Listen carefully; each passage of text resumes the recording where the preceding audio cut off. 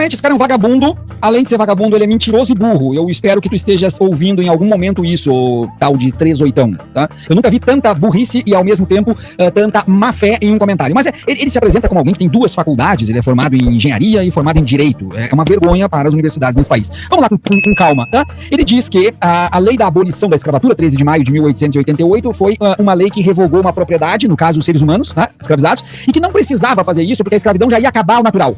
Bueno, ele diz que a escravidão ia acabar ao natural porque já tinha a lei do ventre livre, ou seja, quem nascia, já nascia livre, e tinha também a lei de proibição do tráfico. Aí faltou ele dizer se ele tá falando da lei de 1831 ou da lei de 1850, eu posso falar das duas, não tem problema nenhum. E ele fala também da lei dos sexagenários, então pra ele já ia acabar a escravidão ao natural, não precisava fazer a lei áurea. Ok, eu peço aí para o gado que tá presente na live, peguem papel e caneta, tá? O gado, pega papel e caneta pra aprender aqui contigo um pouquinho, porque esse vagabundo mexeu com minha área de graduação, de especialização, de mestrado, então pegue papel e caneta. Vamos com calma. Quando ele fala da lei de proibição do tráfico, ele dá o primeiro parecer, então ali, que ia acabar gradualmente porque o tráfico já estava proibido. Se ele fala da lei de 1831, que é a primeira lei de proibição do tráfico, essa lei não à toa ficou conhecida como lei para inglês ver, porque ela foi uma lei colocada apenas para acalmar os britânicos que não queriam mais a escravidão, porque os britânicos, diferentemente dos ibéricos, tinham a escravidão como acumulação primitiva de capital para financiar a Revolução Industrial. Depois que eles conseguiram bancar a Revolução Industrial, eles já não queriam mais a escravidão, diferente dos ibéricos, que tinham a escravidão como uma política de Estado, né? O escravismo colonial que tinha aqui no Brasil era um modo de produção genuinamente ibérico. Então essa lei para inglês ver não precisa dizer, né? Ela não funcionou. Mas se ela não funcionou, ela deixou o escravo com um status diferente. Ele passou de produto livre e comercializável para produto de contrabando. Os navios paravam 150 metros da costa, os escravos eram descidos para pequenas embarcações que entravam em praias desertas e aí o comércio era feito pelos rios e lagos para chegar até os mercados clandestinos. Agora, você está falando da lei que proibiu de fato o tráfico negreiro, 1850, olha só, de 31 para 50, conhecida como Lei Eusébio de Queiroz, ela de fato termina com o tráfico negreiro. Só que aí, quando acaba o tráfico negreiro, os donos de escravos, os escravizadores, mudam uma pequena prática no Brasil.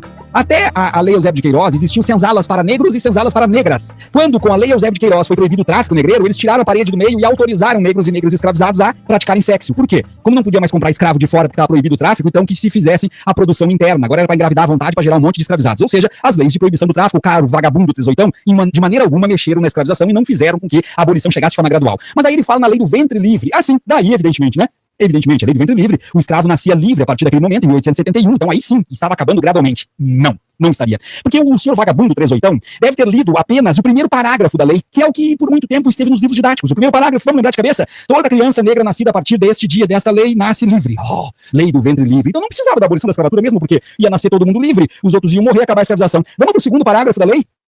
O dono deste escravo recém-nascido livre pode optar. Ou fica com ele até os 6 anos de idade e entrega para o poder público, dá o sustento inicial, entrega para o poder público para doação ou para orfanatos e ganha títulos de nobreza como pagamento, ou ele pode ainda escravizá-lo até 22 anos só.